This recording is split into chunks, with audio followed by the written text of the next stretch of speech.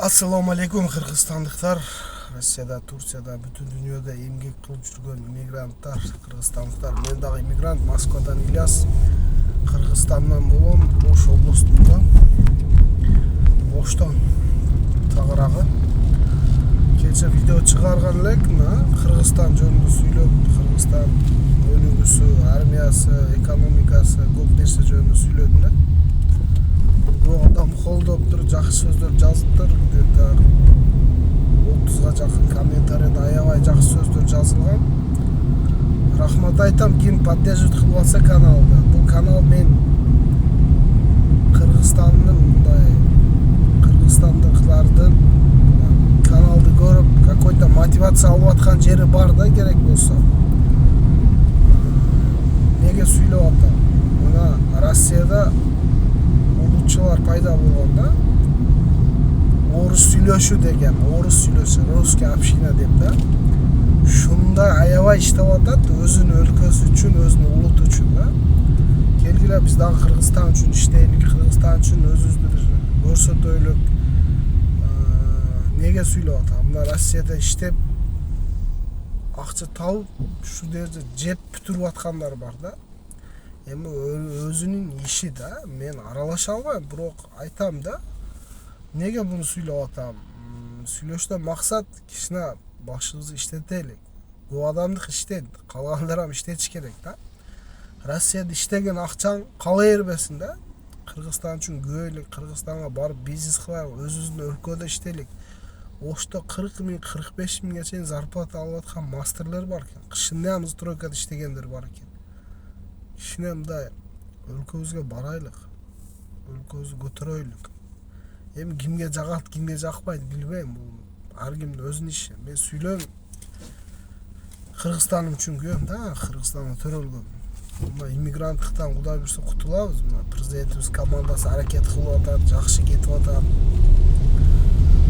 Мисалы үчүн таксиде Москвадан алайлык, таксиде иштеген балдар бар, айына 200 миң, 150 миң табат экен. Жок ошол акча. Не кылдым десе, дискотека, туда-сюда өтүп жок, кичине жазсың деп көбүнө айтып атам да, совет берип. Кичине сен жазсың, иште акчаңды чогулт. Кыргызстанга барып бизнес кыл, сен жазсың, оку, возможно барыча оку, аракет кыл десең, туура айтасың. Шунчадан бери бир адам мага шу советти бербейт деп атат да, көбүнө сүйлөшүп атам. Мен Московский область Химкиде жашайм. Көбүнө мындай сүйлөсөм, одно и то же тема болуп атат да.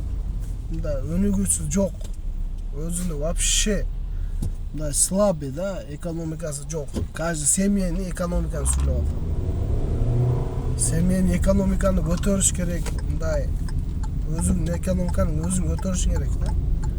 Мисалы үчүн Кыргызстанга барып 1 миллион акчаң болсо не иш кыла алам, кандай бизнес кыла алам? Если окуп алган болсоң 3 айлык курстар бар Кыргызстанда, любой жеринде да, Ошто, башка шаарларда. Окуш керек. 3 айлык курстарга айылга барып, айылда айына 100 миң тапкандар бар экен Кыргызстанда. Мына мал багып 100 миң тапкандар бар экен. Айылда. Ойлогула. Неге биз аракет кылбай атабыз?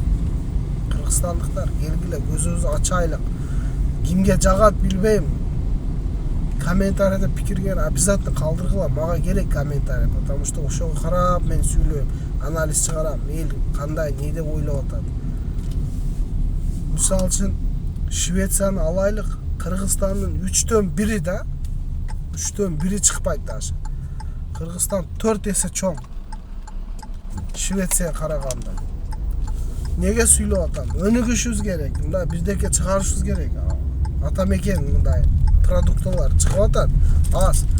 Мына азыр Аллага шүгүр президентибиз айлыктарды көтөрүп атат. Көп сферада, көп нелерде айлыктар көтөрүп, Кудай буйрса бул күндөр өтөт. Келгиле, биримдикте болойлук, Кыргызстан үчүн күбөйлүк, динибиз үчүн күбөйлүк, Кыргызстаныбыз үчүн өнүктүрөлүк өлкөбүздү, балдарыбыздын келечеги не кылайлык,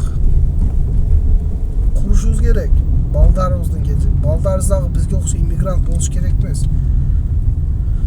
Ошон үчүн Кыргызстандыктар бардыгыңарды жакшы көрөм мен.